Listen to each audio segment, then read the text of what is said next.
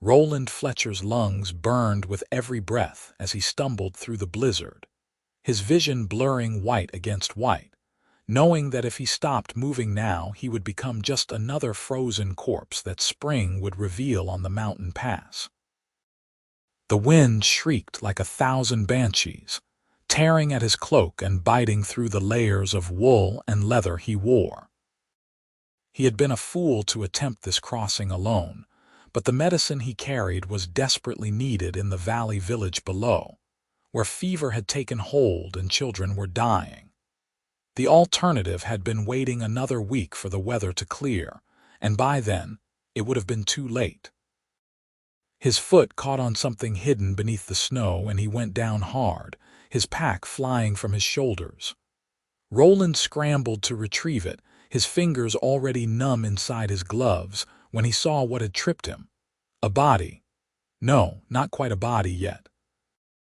The figure was large, far larger than any human, and even half buried in snow he could see the distinctive green-gray skin, the broad shoulders, the leather and fur typical of orc traveling gear. Roland hesitated. Every story he had ever heard told him to keep moving, that orcs were dangerous, that they killed humans on sight. But the figure was a woman, he could see that now, and she was dying. Her lips had gone blue, her breathing so shallow he almost missed it. Whatever had brought her to this frozen hell, she would not survive the night without help. The smart thing would be to take his pack and continue on. To save himself. To let nature take its course with an enemy of his people. Roland cursed under his breath and started digging her out of the snow.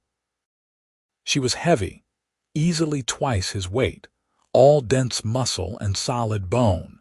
He managed to get her arms over his shoulders and began the agonizing process of dragging her through the storm. There was a cave system somewhere ahead, he remembered from his last crossing 2 years ago. Small and shallow, but enough to break the wind, if he could find it, if they both did not freeze before then. Time became meaningless. There was only the next step and the next, and the weight across his back threatening to pull him down with every lurch forward. His legs shook. His vision tunneled. The orc woman had gone completely limp, a dead weight he refused to abandon, though he could not have said why. Then, almost by accident, his outstretched hand found stone instead of snow. The cave mouth was narrow, barely visible, but it was there. Roland hauled them both inside and collapsed. For several minutes he could do nothing but lie there gasping, feeling slowly returning to his extremities in painful prickles. But the cave was marginally warmer, protected from the killing wind, and that meant they had a chance. He forced himself to move. His pack had a fire kit, and years of frontier living meant his hands knew what to do even when his mind was foggy with exhaustion. He found some dried brush and twigs near the back of the cave, evidence that others had sheltered here before, and coaxed a small flame to life. The orange glow seemed impossibly bright after the white hell outside. The orc woman was in bad shape. Her skin had gone from green to a sickly gray, and ice crystals clung to her dark hair and eyelashes. Roland knew about cold injuries. You had to warm them slowly, carefully, or you could do more harm than good. He unrolled his bedroll and spread it near the fire, then began the awkward process of moving her onto it. Up close, he could see she was younger than he had first thought. Perhaps his own age, somewhere in her early 20s. Her tusks were small and delicate, barely protruding past her upper lip. She had a strong jaw, high cheekbones, and a spray of freckles across her nose that surprised him. He had never been this close to an orc before, and certainly never imagined noticing such details. He removed her frozen outer layers carefully, checking for frostbite on her fingers and toes. They were cold but not blackened, which was good. He wrapped her in his spare blanket and his own cloak, tucking them tightly around her body, then positioned himself between her and the fire to manage the flames. The storm raged outside, and Roland forced himself to stay awake through the long night, feeding the fire and checking on his unexpected patient. Toward dawn, her color began to improve. The dangerous gray receded, replaced by a healthier green. Her breathing deepened and strengthened. When her eyes finally opened, they were golden, amber and bright and filled with instant alarm. She tried to sit up, reaching for a weapon that was not there. Roland held up both hands, keeping his distance. "Easy," he said. "You are safe. I found you in the storm. You would have frozen." She stared at him, and he could see her mind working behind those strange eyes. Taking in the cave, the fire, her missing weapons and armor laid out near the flames to dry. Taking in him, a human man alone with her. Why? Her voice was rough, deeper than a human woman's, but not unpleasant. The single word carried layers of confusion and suspicion. "Because you needed help," Roland said simply. "I am Orc. You are human. We are enemies." She said it as fact, without particular malice, but with certainty. "You were dying. That seemed more important." She pulled the blankets tighter around herself, and he saw her fingers tremble slightly, still recovering from the cold. "You should have left me." "Probably," Roland admitted, "but I did not." They looked at each other across the small fire. Outside, the blizzard continued its assault on the mountain. "I am Zara Threk," she said finally, "of the Stone Fang clan. Roland Fletcher, of no particular clan, just a farmer from the Western Valley, a farmer who walks the frozen pass in winter." There was skepticism in her tone. "A farmer who sometimes runs medicine to villages that need it. There is sickness below, children dying of fever. The herbs I carry could save them if I can get through." Zara's expression shifted slightly, some of the hardness leaving her eyes. "You risk your life for children not your own." "Is that so strange? Among orcs, no. Among humans, I thought yes." She paused. "I was wrong to think so. You saved me when you did not have to." The wind howled, and Roland added another piece of wood to the fire. "What were you doing up here? The pass is dangerous even in good weather." "Running." The word was bitter. "My clan wanted me to bond with a warrior I did not choose, a male who thought strength meant cruelty, who hurt those weaker than himself. When I refused, when I spoke against him in front of the elders, they named me clan breaker and cast me out. I thought I could reach the human lands to the south, find work as a guard perhaps. I did not think the storm would be so fierce." "The winter storms here can kill in minutes," Roland said. "You were fortunate I came along when I did." Zara's jaw tightened and she looked away from him. "In Orc tradition, if someone saves your life, you owe them a debt, a life for a life. Until that debt is repaid, I am bound to you." Roland blinked. "That is not necessary. I did not save you for payment." "That does not matter. The debt exists whether you claim it or not." She turned back to him, and there was something fierce in her gaze. "I will not leave your side until I have repaid what I owe.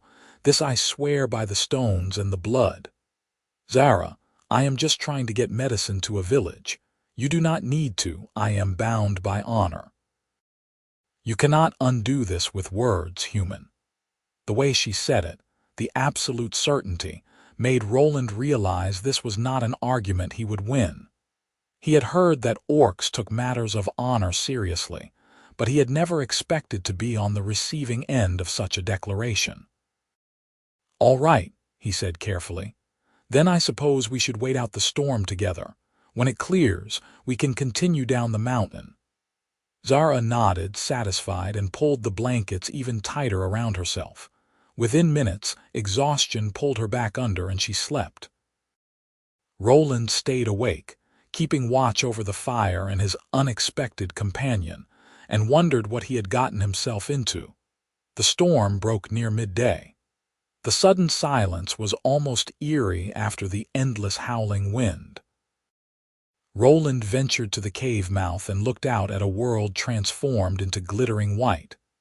The pass was barely visible, buried under fresh snow, but the sky had cleared to a brilliant blue. Behind him, Zara stirred.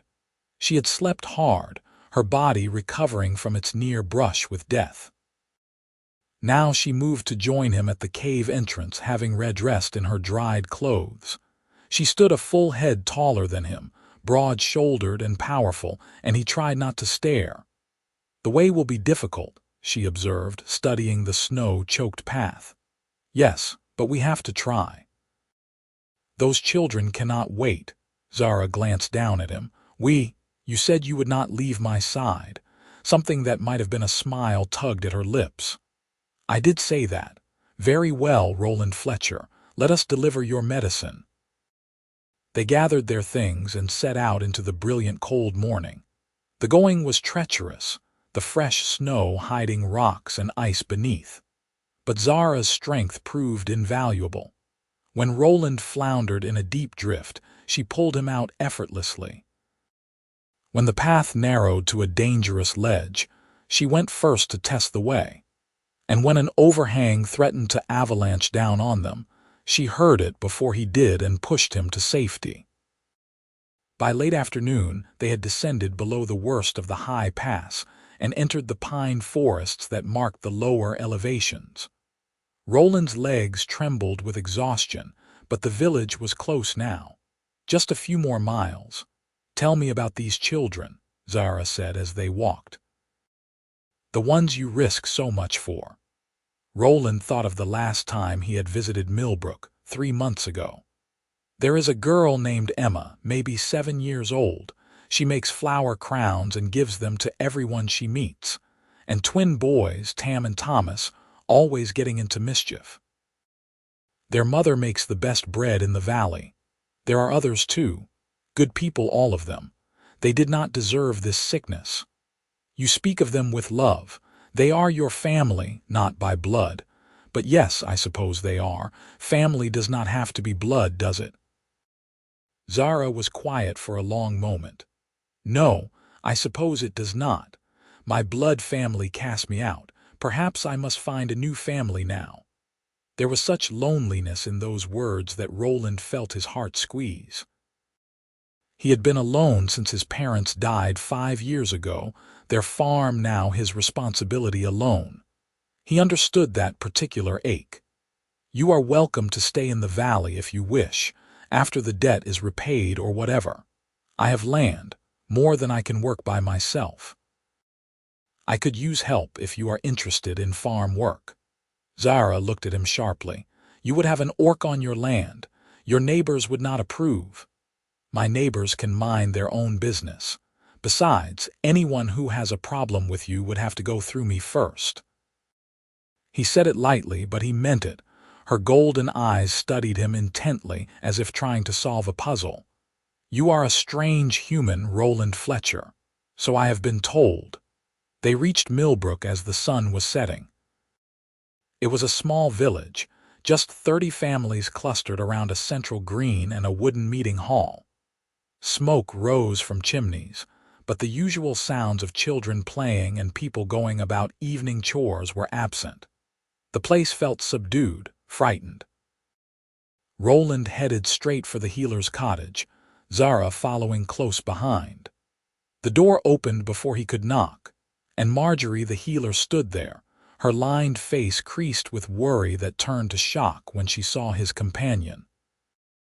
"Roland, what? I have the medicines you asked for," he said, swinging his pack down.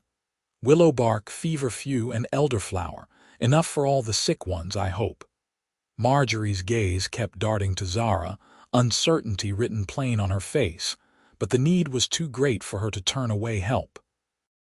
"Bless you, boy. Come in, come in. Though I must say your friend is unexpected. Her name is Zara. She helped me through the pass. We would both have died without each other." It was not entirely true, but it seemed important to make Zara welcome. Marjorie's expression softened slightly.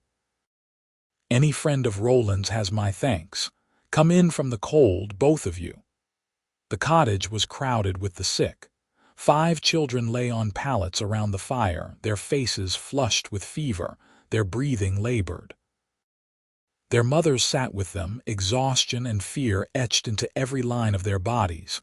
When Roland entered, hope flickered in their eyes. When Zara ducked through the door behind him, some of that hope turned to fear. "It is all right," Roland said quickly. "Zara is with me. She means no harm." He helped Marjorie prepare the medicines, grinding herbs and mixing tinctures, while Zara stood awkwardly near the door. The mothers watched her nervously, clutching their children closer. The tension in the room was thick enough to taste. Then one of the children, a small girl with tangled blonde hair, looked up at Zara with fever-bright eyes. "Are you a warrior?" she asked, her voice raspy but curious. "You look strong, like the knights in the stories." The room went silent. Zara's expression softened in a way Roland had not seen before. "I am," she said quietly, crossing the room to kneel beside the girl's pallet. Up close, the size difference was even more dramatic, but Zara made herself as small and unthreatening as possible. "I have trained in weapons since I was very young. Can you teach me, when I am better?" The girl's eyes were already drooping, exhaustion pulling at her. "If your mother allows it, yes, I will teach you to be strong." The girl smiled and drifted back to sleep. Her mother, a woman named Zara, looked at Zara with new eyes. "Thank you," she said softly, "for being kind to Emma." "She is brave," Zara replied. "Brave children deserve kindness." The atmosphere shifted. Not completely, not instantly, but enough that the mothers relaxed slightly, and Marjorie gave Zara an approving nod. They stayed through the night, helping administer the medicine and keeping the fires going. By dawn, the fevers had begun to break. The children slept more peacefully and their breathing came easier. The crisis was passing. Roland stumbled outside as the sun rose, his body demanding rest. Zara found him sitting on the steps of the meeting hall, his head in his hands. "You did it," she said, settling beside him. The wood creaked under her weight. "You saved them." "We did it," Roland corrected. "I would not have made it through the pass without you, perhaps, but it was your courage that brought the medicine in the first place, your choice to risk everything for those not your blood." She paused. "You are a good man, Roland Fletcher. The stories my clan told about humans did not include ones like you. The stories my people tell about orcs did not include ones like you either," Roland admitted. "I was taught that orcs were savage and cruel. But you have been nothing but honorable since I found you. We are all more than what our enemies say we are." They sat in comfortable silence as the village began to wake around them. Marjorie found them there an hour later and insisted they come inside for breakfast. The meal was simple, bread and butter and eggs, but it was warm and filling. Several villagers stopped by to thank Roland, and though they still eyed Zara warily, none spoke against her presence. After they had eaten and rested a few hours, Roland led Zara out to his farm on the western edge of the valley. It was not much, just 100 acres of good land with a sturdy house, a barn, and fields that lay dormant under winter snow. But it was his, worked with his own hands since his parents passed. "This is my home," he said, suddenly feeling self-conscious about its modest size. "The offer stands if you want to stay. I have a spare room and the work is honest even if it is hard." Zara looked out across the snow-covered fields, at the simple house with smoke curling from its chimney, at the mountains rising in the distance. "I have nowhere else to go," she said quietly. "My clan is lost to me. I would be honored to stay, Roland Fletcher. To work beside you and repay the life I owe. You do not owe me anything, but I would be glad of the company." She turned to him, and there was something vulnerable in her eyes. "I think perhaps I owe you more than you realize. You did not just save my life on the mountain. You gave me hope that there might be a place for me in this world after all." Roland felt heat rise in his cheeks. "I am sure you would have found your way eventually. Perhaps. But I am glad I found you first." The winter passed in a strange but comfortable rhythm. Zara proved to be an incredibly hard worker, tackling every task with the same fierce determination she brought to everything. She repaired the barn roof in a single day, work that would have taken Roland a week. She split enough firewood to last 2 winters. She learned the ways of the farm with surprising quickness, her warrior's discipline translating well to the routines of agriculture. And slowly, gradually, the villagers grew accustomed to her presence. It helped that she was unfailingly polite, and that she trained little Emma and several other children in basic self-defense, once they recovered from their illness. It helped that she was willing to lend her strength to anyone who needed it, hauling heavy loads and helping with construction projects without complaint. But more than anything, it helped that she was clearly devoted to Roland. She accompanied him everywhere. To the village for supplies, where she carried heavy sacks that would have required 2 men.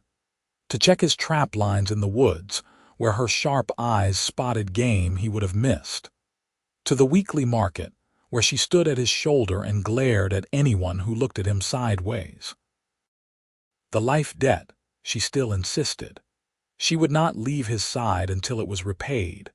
But as winter turned to spring and the fields required planting, Roland began to suspect there was more to it than just honor. He caught her watching him sometimes when she thought he was not looking. Caught the way she smiled when he made a joke, or the care she took when cooking their meals, or how she always positioned herself between him and potential danger. And if he was honest with himself, he had started watching her too, noticing the grace in her movements despite her size, the intelligence in her golden eyes, the way her laughter, rare but genuine, made his heart skip. It was absurd, impossible. A human and an orc. His neighbors already whispered about them, about the impropriety of her living under his roof. If they knew what he was beginning to feel, they would be scandalized beyond measure. But his heart did not seem to care about scandal. The crisis came in late spring, when the first traders of the season passed through the valley. Among them were 3 warriors from the Stone Fang clan, Zara's former people. They came to Roland's farm on a bright morning, their arrival announced by the aggressive barking of his dogs. Zara went rigid when she saw them. Roland saw fear flash across her face, quickly hidden behind a warrior's mask.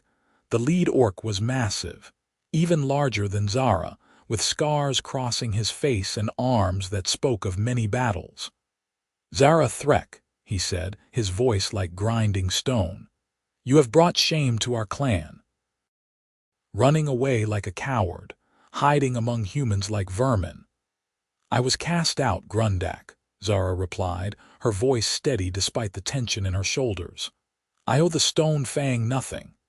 You owe us your weakness being forgotten, but now you compound the shame by living with this human." Grundak's lip curled. "It is disgusting. You are disgusting." Roland stepped forward, placing himself between Zara and the 3 warriors. It was a futile gesture, like a mouse challenging a wolf, but he could not help himself. "That is enough," he said firmly. "Zara is under my protection. She has done nothing wrong."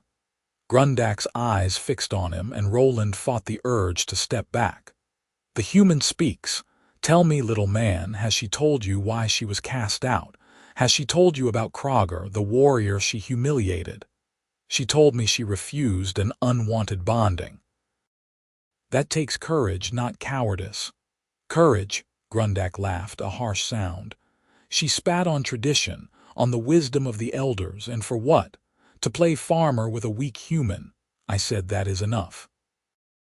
Roland's hand moved to the knife at his belt, knowing it would do no good but unable to stand by. "Leave my land. Now." The tension stretched like a bowstring. The other two warriors moved to flank Grundak, their hands on their weapons. Roland was going to die, he realized distantly.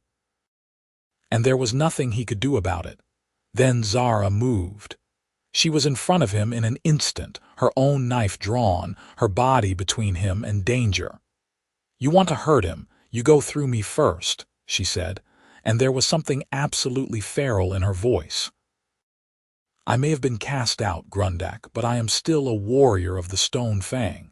I still trained under Kazakh Ironhand, and you know I could take any of you in a fair fight. 3 against 1 is not fair," Grundak pointed out. "Then I suppose you had better come at me together. But know this. If you harm Roland Fletcher, if you even threaten him, I will spend the rest of my life hunting every one of you down. I will make it my purpose, my obsession. You know I am capable of it." The two warriors exchanged glances. They did know, Roland realized. They actually feared her. Grundak's expression twisted with rage and something else. Hurt, perhaps, betrayal.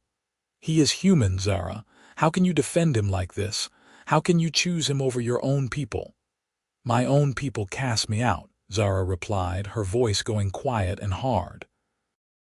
"Roland found me dying on the frozen pass. He could have left me, should have left me, by every prejudice our peoples share. But he saved my life at risk to his own. He brought me to his home and asked nothing in return. He treats me with respect and kindness, things I never received from Krogger or the elders who thought I should accept abuse in the name of tradition." She shifted her grip on the knife. "So yes, Grundak, I choose him. I choose this life. And if that makes me a traitor to the clan, then I was right to be cast out in the first place." The silence that followed was absolute. Grundak stared at Zara as if seeing a stranger, and perhaps he was. Finally, he shook his head. "You are lost to us then, truly lost. When Krogger hears of this, he will come for you, and he will not be as merciful as I am today. Let him come. I am not the frightened girl I was, and I am not alone." The three warriors turned and left without another word, their forms disappearing into the tree line. Only when they were truly gone did Zara lower her knife, her whole body trembling with delayed reaction.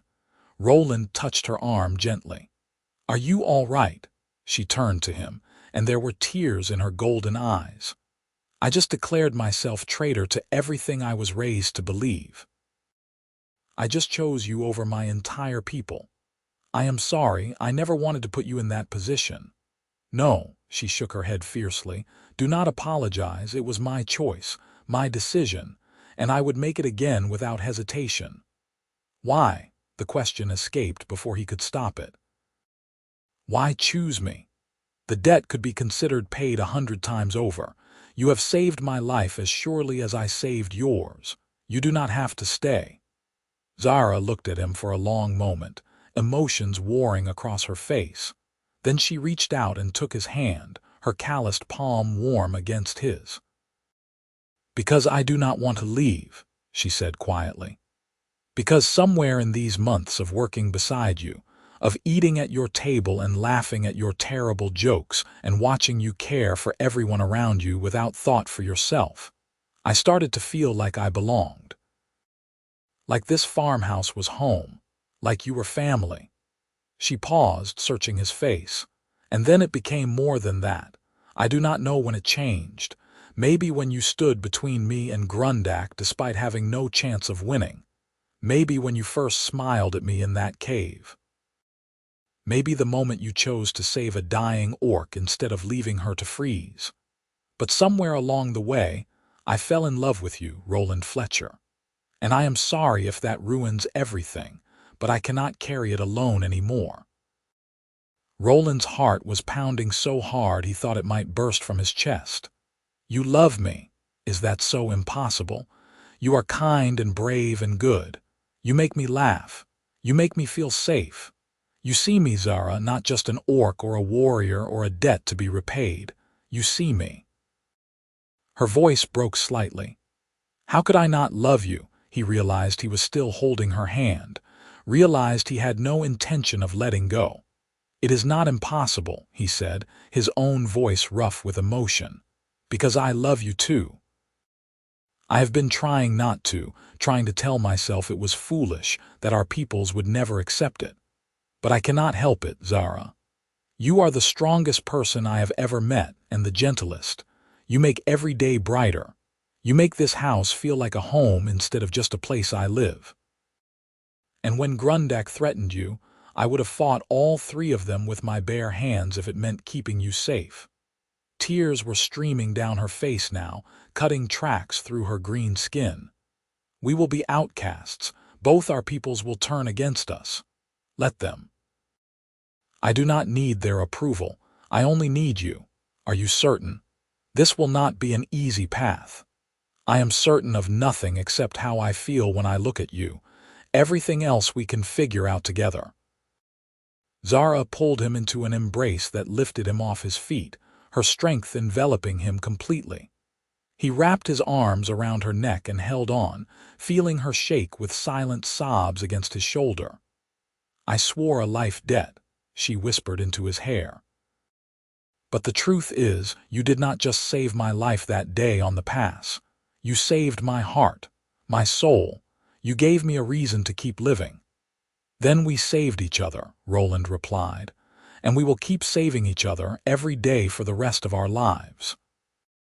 She set him down gently, and they stood there in the yard of his small farm, holding each other as the spring sun warmed their shoulders and the world turned around them. It was not a perfect moment. There would be challenges ahead, prejudice to face, dangers to overcome. But it was real and true and theirs. Finally, Zara pulled back enough to look at him properly. "What do we do now?" Roland considered. "Well, we have fields to plant, and I suppose we should prepare in case Krogger actually does come looking for trouble. Beyond that, we live. We build a life together. We prove that love can exist between humans and orcs even if the rest of the world does not want to believe it. Just like that, just like that." She smiled then, really smiled, her tusks glinting in the sunlight. "You make it sound so simple." "The concept is simple. The execution might be harder, but I think we are both stubborn enough to make it work." "Stubborn. Yes, that describes us well." She took a deep breath, squaring her shoulders. "Then let us begin. Let us build something that neither of our peoples thought possible." They walked back to the house hand in hand, and if any neighbors saw them, Roland no longer cared. Let them whisper. Let them judge.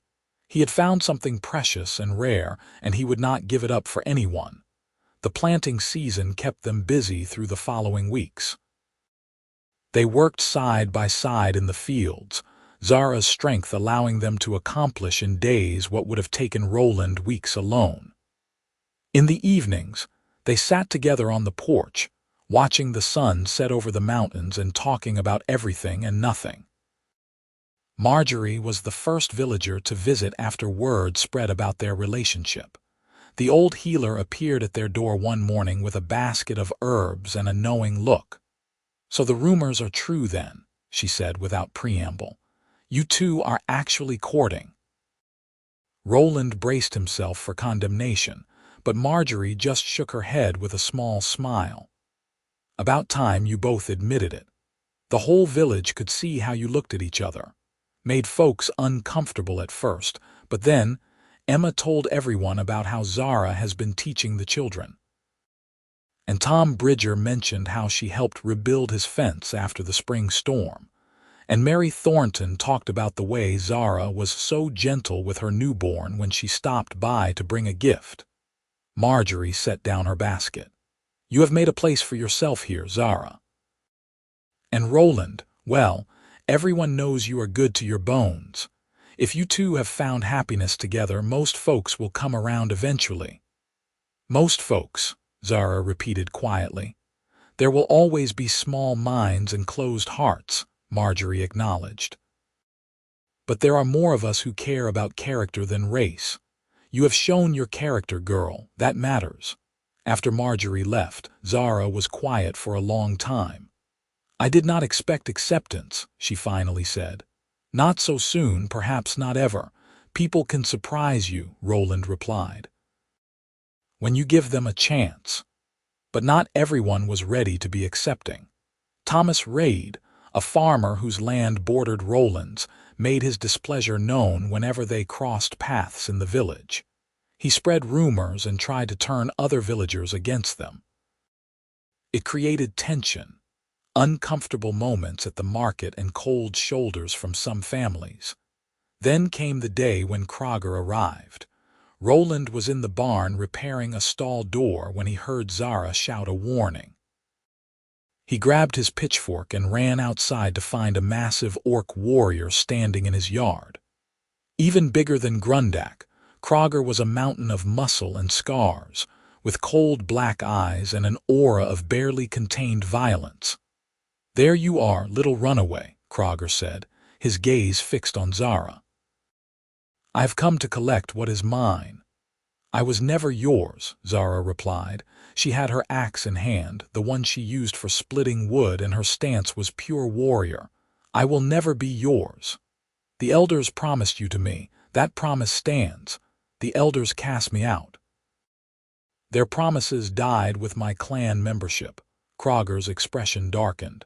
"You think you can hide here among these weak humans? You think this farmer can protect you?" He spat the last word like a curse.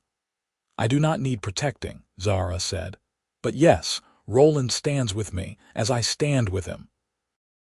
We have made our choice." For the first time, Krogger seemed to actually look at Roland. What he saw made him laugh, a sound like rocks grinding together. This soft little human is what you abandoned honor for. I could snap him in half." "You could try," Roland said, surprised by how steady his voice sounded. His hands were shaking, his heart hammering, but he stepped forward anyway. "But Zara would kill you before you succeeded. And even if she did not, I would make sure you paid dearly for it." Bold words from something so fragile. Courage is not about size or strength. It is about standing up for what matters even when you are afraid. "Zara taught me that." Roland glanced at her. "Among many other things." Krogger's eyes narrowed. "You truly love him, Zara, this weak, breakable thing. He has more strength in his heart than you have in your entire body, Krogger. Yes, I love him. More than I ever could have loved someone who sees kindness as weakness and brutality as virtue." "Then you are both fools." Krogger drew his sword, a massive blade that looked like it could cut down a tree. "And fools deserve a fool's fate." He moved with shocking speed for something so large. Roland tried to dodge, but Krogger's reach was too long. The blade would have split him open if Zara had not intercepted, her axe meeting the sword in a shower of sparks. The fight that followed was brutal and terrifying. Krogger was bigger and stronger, but Zara was faster and more skilled. They traded blows that would have killed Roland 3 times over, their weapons clashing with sounds like thunder. Roland could only watch helplessly, his pitchfork useless against such power. But he was not useless. He saw Krogger maneuvering Zara toward the barn, trying to limit her mobility. Saw the moment when the larger orc's foot caught on a raised root that Roland had been meaning to remove for weeks. As Krogger stumbled, Roland acted without thinking. He lunged forward and struck with the pitchfork, not at Krogger himself but at his leg, right behind the knee. The tines bit deep, and Krogger roared in pain and fury. The stumble and the wound gave Zara her opening. She moved inside his guard and brought her axe down on Krogger's sword arm. The blade bit deep, and the sword fell from nerveless fingers. Before Krogger could recover, Zara had her axe at his throat. "Yield," she commanded. Krogger looked up at her, blood streaming from his arm. "You fight well, I will grant you that, but this changes nothing. If I do not kill you, another will come. You have made yourself enemy to the whole clan." "Then let them come. I will face them all if I must, because I have something worth fighting for now, something you never understood and never will. She pressed the axe a little harder. This land is under my protection. Roland Fletcher is under my protection.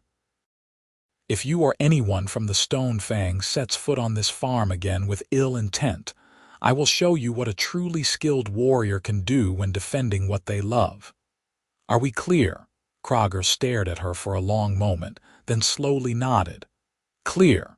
You have won this day, Zara Threk.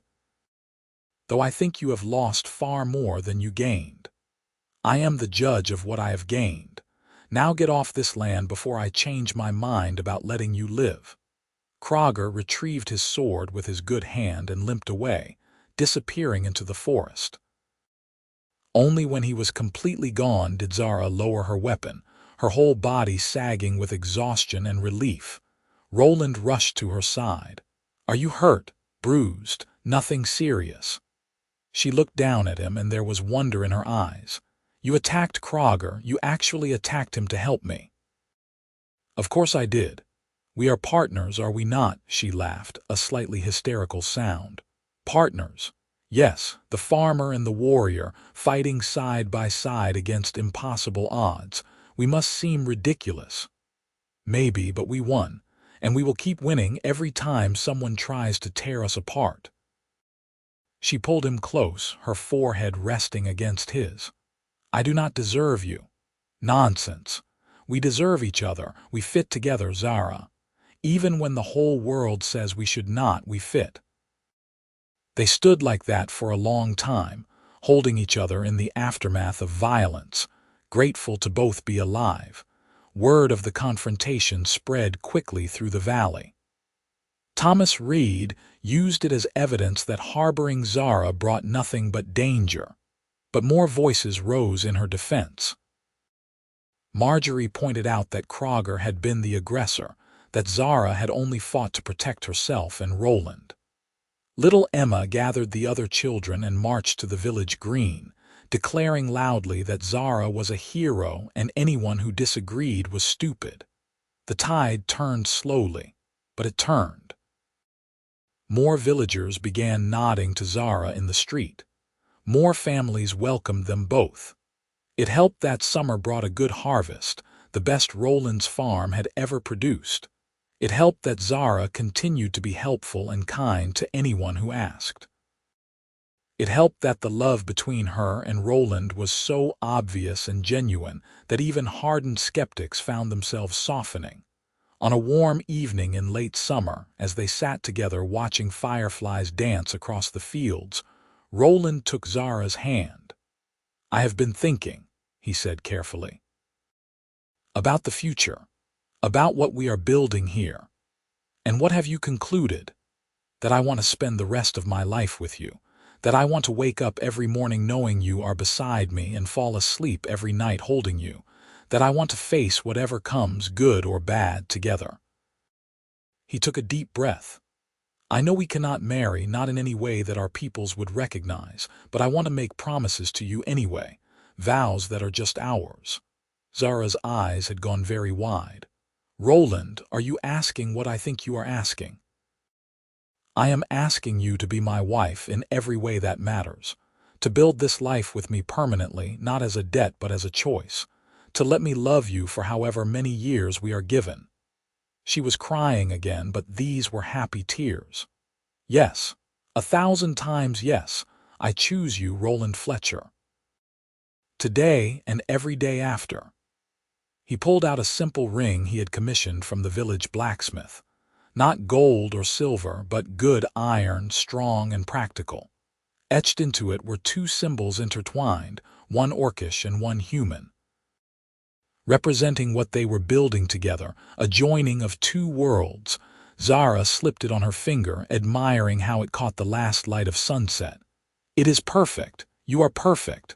I am very far from perfect, but I am yours. And I am yours.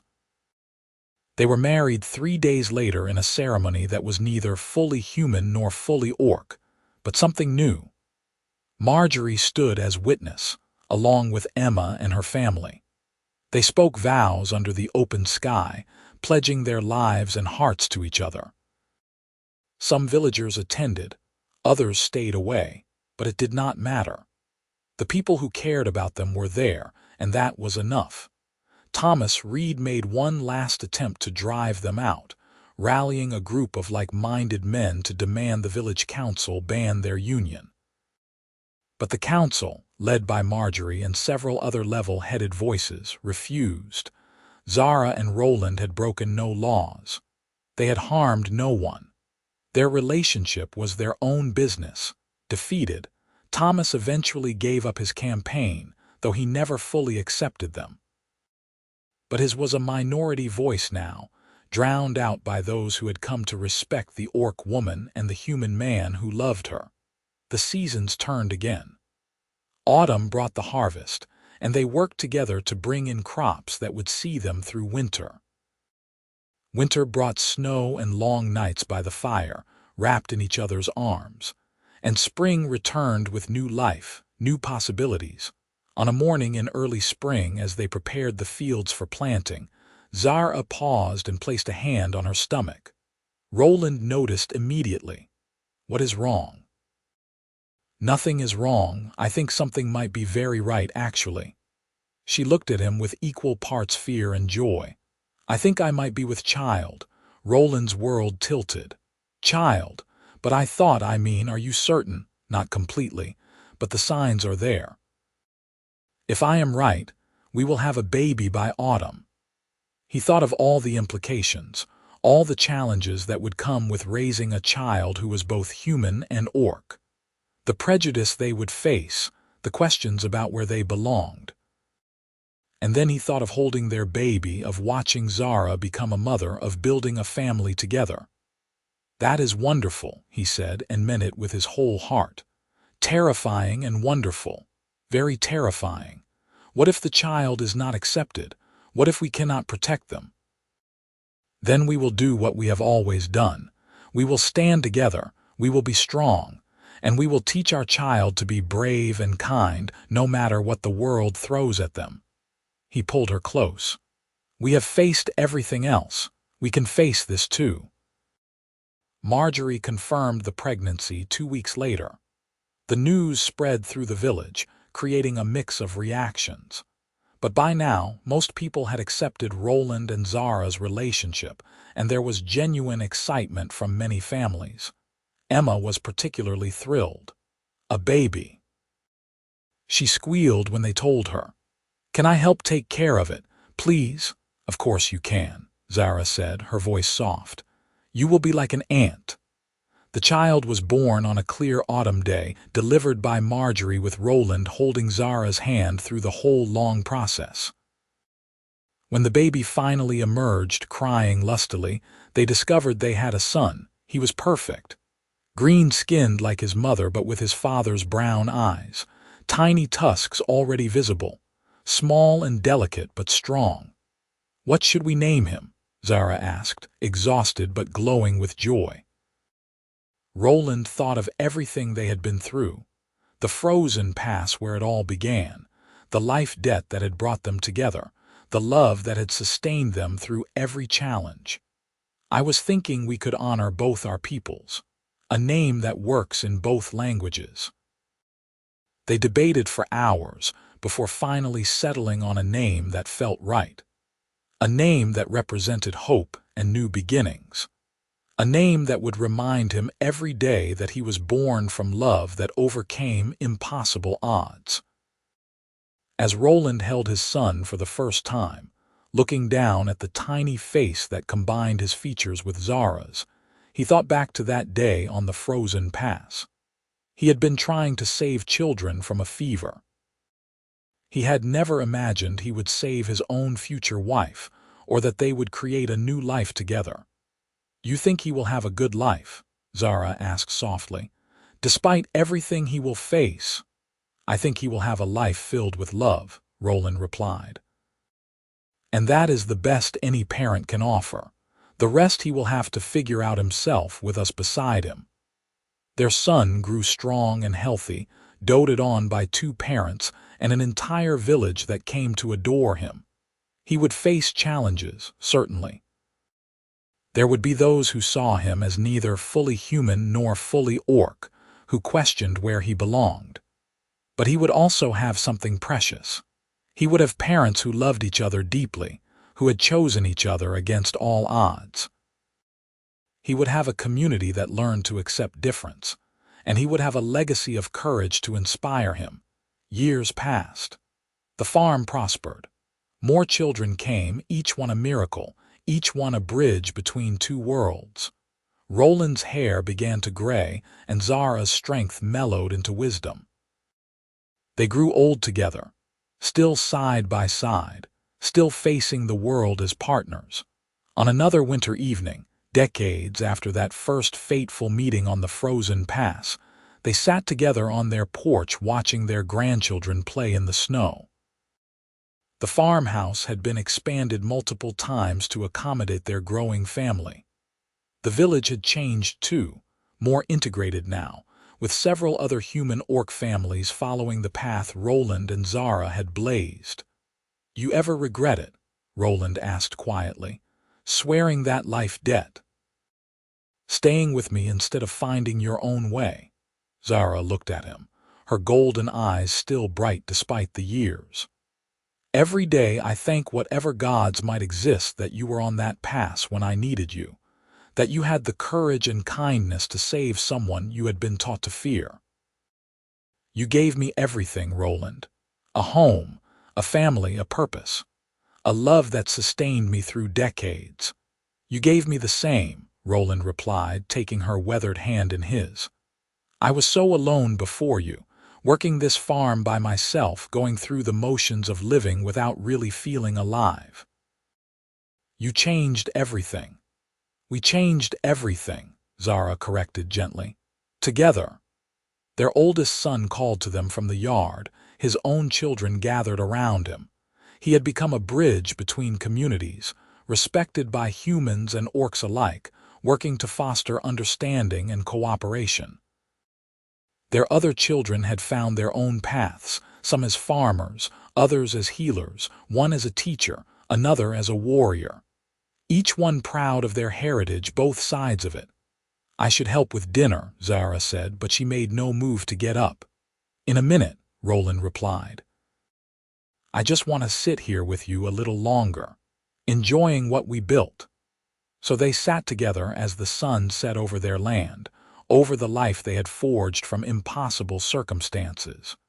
Two people who should have been enemies, who had found love instead. Who had faced every obstacle with courage and stubborn determination. Who had proven that sometimes the most beautiful things grow from the most unlikely places. The frozen pass had almost been Zara's grave. Instead, it had been the beginning of everything. A life debt repaid 1,000 times over in love and loyalty and years of shared joy. A story that would be told to their grandchildren and great-grandchildren. A reminder that love can transcend any boundary when people are brave enough to choose it. As the stars began to appear overhead and the warmth of their home beckoned them inside, Roland squeezed Zara's hand one more time. "I love you," he said simply. "And I love you," she replied. "Always have, always will." They rose together and walked inside to join their family, hand in hand, just as they had faced everything else. Together. Always together. And in the end, that was all that mattered. That was everything.